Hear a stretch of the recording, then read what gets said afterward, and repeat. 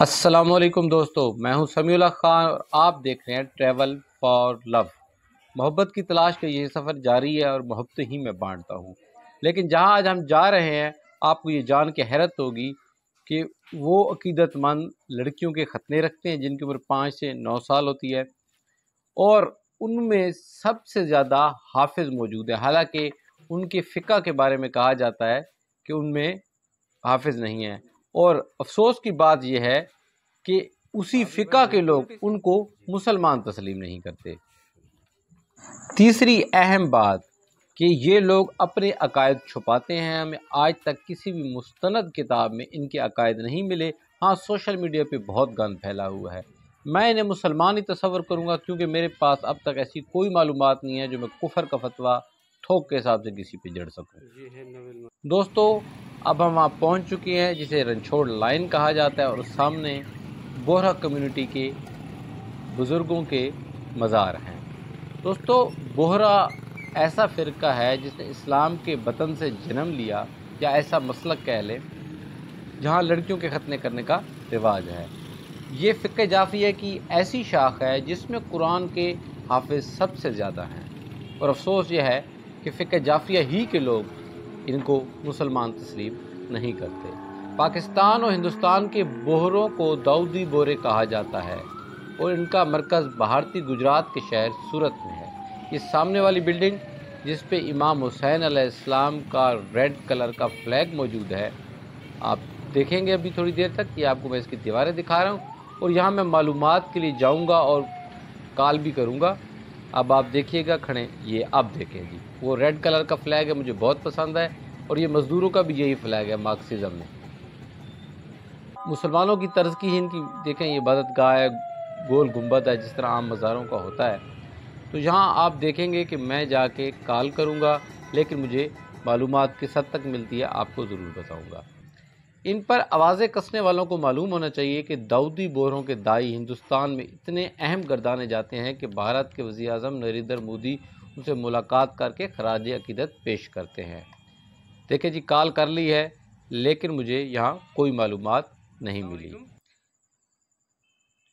برہان الدین جو ہیں، ان کے ایک بزرگ تھے جو 27ویں دائی تھے۔ یہ انٹرسٹ پوائنٹ ہے دوستو، 27ویں دائی تھے داؤدی بوروں کے۔ ان کی وفات پر 3 سے 5 دن پاکستان کا پرچم سر نگوں رہا۔ ان بھائی جان کے سر پہ آپ نے جو کیپ دیکھی ہے، یہ ان کا لباس ہے، اور جو اس بہن نے لباس پہنا ہوا تھا یعنی کہ عبایا، یہ خاص کر کی عبایا تھی، اور سر پہ سکارف لیا ہوا تھا، یہ ان کا لباس ہے۔ اچھا، یہ جو ٹوپی انہوں نے پہنی ہوئی تھی اس پہ سنہری کشیدہ کاری کی گئی تھی، اور عام طور پہ جو داؤدی بورے ہوتے ہیں ان کے میل سفید اچکن پہنتے ہیں، اور خاص طور پہ اپنی مذہبی جو ان کی سیرمنیز ہوتی ہیں ویسے کچھ لوگ پہن لیتے ہیں، جیسے اس دوست نے پہنا ہوا تھا۔ اچھا، یہ چیزیں ان کو دوسرے جو بوروں سے ممتاز کرتی ہیں اور دوسرے لوگوں سے، جبکہ سلیمانی بورے جو یمن اور اس کے قریب کے علاقوں میں رہتے ہیں وہ کوئی خاص لباس نہیں پہنتے، اس لیے ان کو نہیں پہچانا جا سکتا۔ ہندوستان میں داؤدی بوروں کی آبادی جو ہے مالوا، راجپوتانہ، ممبئی اور گجرات میں رہائش پذیر ہے۔ پاکستان میں ان کا بسیرا شہر قائد کراچی میں ہے جہاں اب ہم موجود ہیں۔ ان کی ایک مقدس ہستی کا مزار کراچی میں رنچھوڑ لائن کے قریب واقع ہے جہاں ہم کھڑے ہیں۔ اب ان کی تاریخ جانتے ہیں۔ بہت خوبصورت منظر ہے، دیکھیں کھجورے بھی ہیں، اس شہر بس کیا کہیں یجوج مجوج کی آبادی لگتی ہے، یہاں بہت زیادہ رش ہوتا ہے، لیکن بڑی خوبصورت پلیس ہے، بہت خوبصورتی سے انہوں نے سجایا ہے اس کو۔ دیکھیں انٹرسٹ پہ بھی امام حسین علیہ السلام کے فلیگ ہیں اور مجھے بہت پیارے لگتے ہیں۔ اچھا، لفظ بوہرا کی وجہ تسمیہ وہرا ہے جو کہ ہندوستانی گجراتی کا ایک لفظ ہے جس کا مطلب ہے تاجر۔ فقہ جعفریہ کے چھٹے امام، امام جعفر صادق علیہ السلام پر تمام شیعان علی متفق ہیں، جبکہ امام جعفر صادق کے 2 بیٹوں کے مریدین یا عقیدت مند تقسیم ہو گئے۔ امام جعفر صادق کے بڑے بیٹے کا نام حضرت اسماعیل تھا۔ دیکھیں جی، یہ برہان الدین صاحب ہیں، یہ ان کی تصویر ہے، ان کے بہت مقدس بزرگ ہیں، اور یہ گجراتی زبان میں کچھ تحریر ہے جس کا مطلب ہمیں سمجھ میں نہیں آتا۔ اچھا، امام جعفر صادق کے بڑے بیٹے کا نام حضرت اسماعیل تھا۔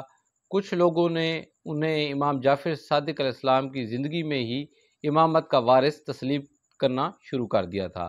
وہ امام جعفر کی زندگی میں ہی اللہ کو پیارے ہو گئے، تو حضرت اسماعیل کو امام ماننے والوں نے ان کی اولاد میں امامت کے سلسلے کو تسلیم کیا اور وہ اسماعیلی کہلائے، جبکہ امام جعفر صادق علیہ السلام کے بیٹے امام موسیٰ کاظم علیہ السلام کی امامت کو تسلیم کرنے والے شیعان علی کو اثنا عشری کہا جاتا ہے، جس کا مطلب ہے 12 اماموں کو ماننے والے۔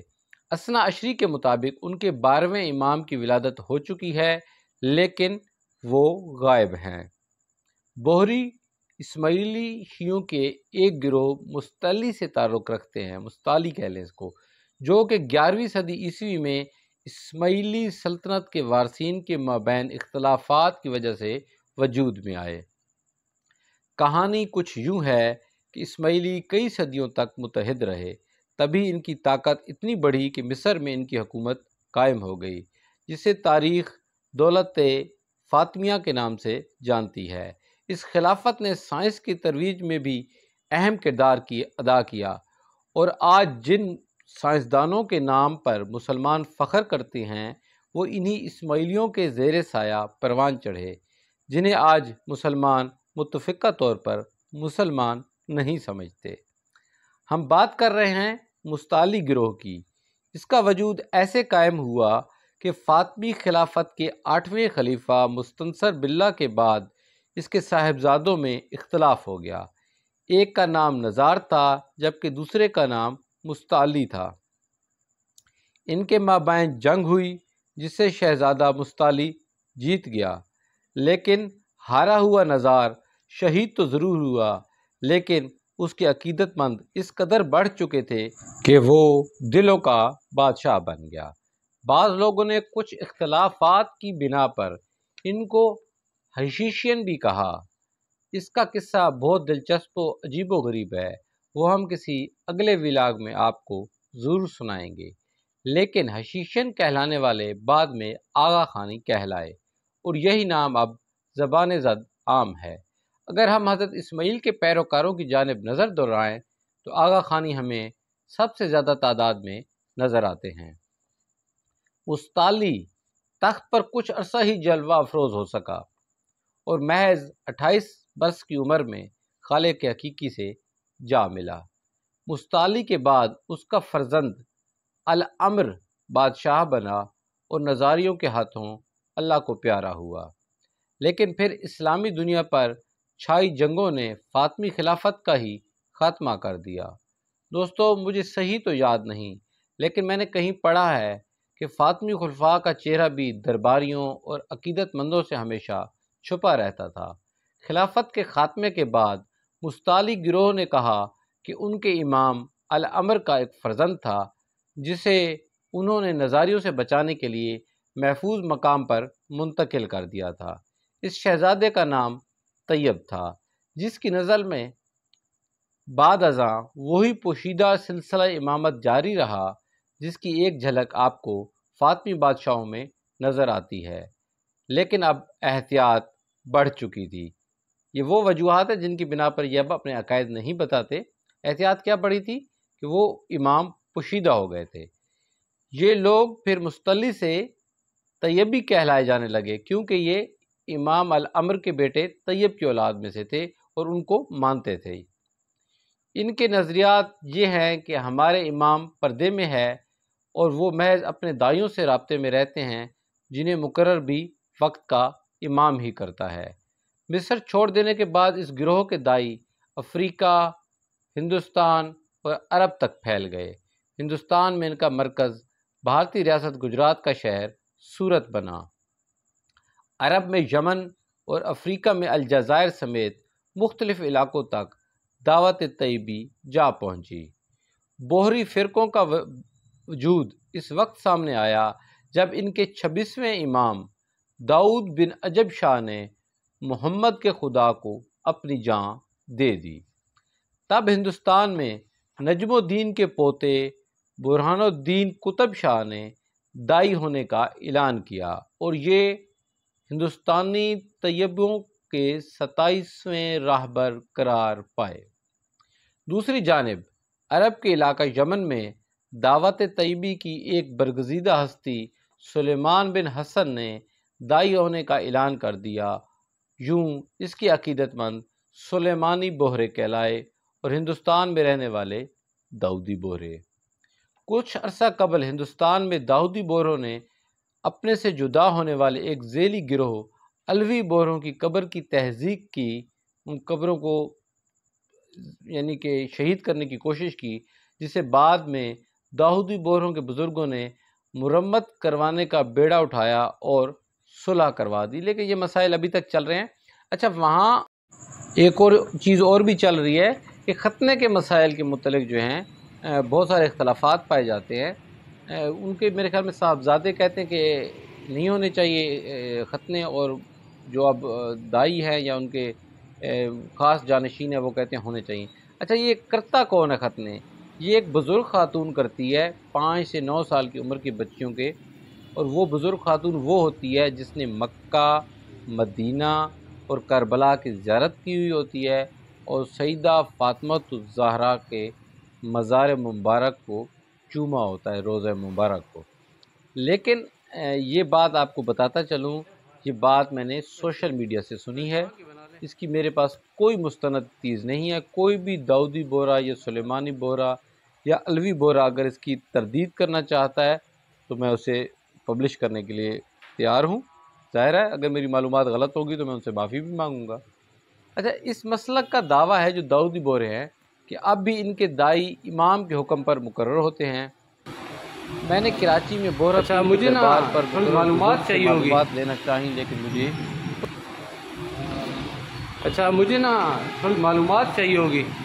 یہ جو آپ نے میری آواز سنی ہے یہ ریکارڈنگ کے وقت تھی، مجھے کوئی معلومات نہیں دی گئی۔ اس مسلک کا دعویٰ ہے کہ اب ان کے دائی امام کے حکم پر مقرر ہوتے ہیں۔ کافی انتظار کے بعد یہ 1-2 بوہرے جو آپ کے سامنے آئے تھے، کافی سارے آئے ہیں، 4 یا 5 لوگ آئے ہیں، اور انہوں نے اتنا کہنے پہ اکتفا کیا کہ ہم شیعہ ہیں، مزید کسی تفصیل بتانے سے گریز کیا۔ انہوں نے کہا بھائی آپ شیعوں کو جانتے ہیں؟ میں نے کہا جی۔ انہوں نے کہا بس آپ ہمیں شیعہ ہی سمجھ لیں۔ پھر یہاں سے مجھے بھیجا گیا ایک جماعت خانے کی طرف، وہاں جائیں، وہاں آپ کو معلومات مل جائے گی، وہ ہمارا ہی جماعت خانہ ہے۔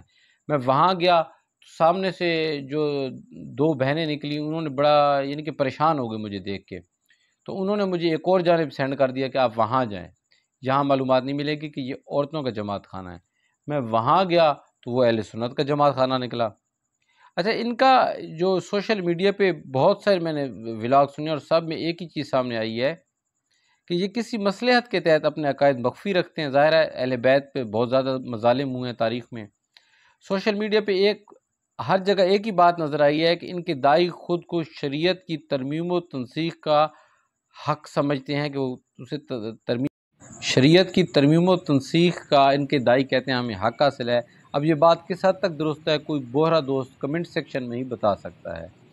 وہاں جو گجراتی زبان میں تعلیم آویز آتی ہے اس کا مجھے متعلق پتہ نہیں ہے۔ بہرطور یہ ایک بہت پرامن اور ملنسار لوگ ہیں، اور پاکستان، ہندوستان سمیت یورپ میں بھی انہوں نے بہت زیادہ فلاحی کام کیے ہیں۔ دوستو، میں نے آپ کو معلومات دی ہیں۔ میرے گھومنے پھرنے کا ایک واحد مقصد ہوتا ہے، چاہے میں دریاؤں میں جاؤں، سمندروں میں جاؤں، پہاڑوں پہ جاؤں، گلیوں میں جاؤں، صحراؤں میں گھوموں، کہ کہیں وہ مجھے نظر آ جائے، کسی بھی ذریعے سے اس تک میری آواز پہنچ جائے۔ کوئی بھی دربار، میں کسی بھی چیز کی پرواہ نہیں کرتا، کہیں بھی کوئی دربار نظر آئے، کوئی مزار نظر آئے، کوئی سبز جھنڈا نظر آئے، کوئی سرخ جھنڈا، میں اس کے نیچے دعا مانگ لیتا ہوں کہ اللہ جس پیارے کا واسطہ مجھے میرا محبوب مل جائے۔ تو دوستو، آپ سے بس اتنی گزارش ہے کہ آپ بھی میرے حق میں دعا کیجئے گا۔ میں اسی طرح آپ کو ولاگ دیتا رہوں گا، لیکن میری خواہش ہے کہ میری آخری سانس مکمل ہونے سے پہلے مجھے مل جائے۔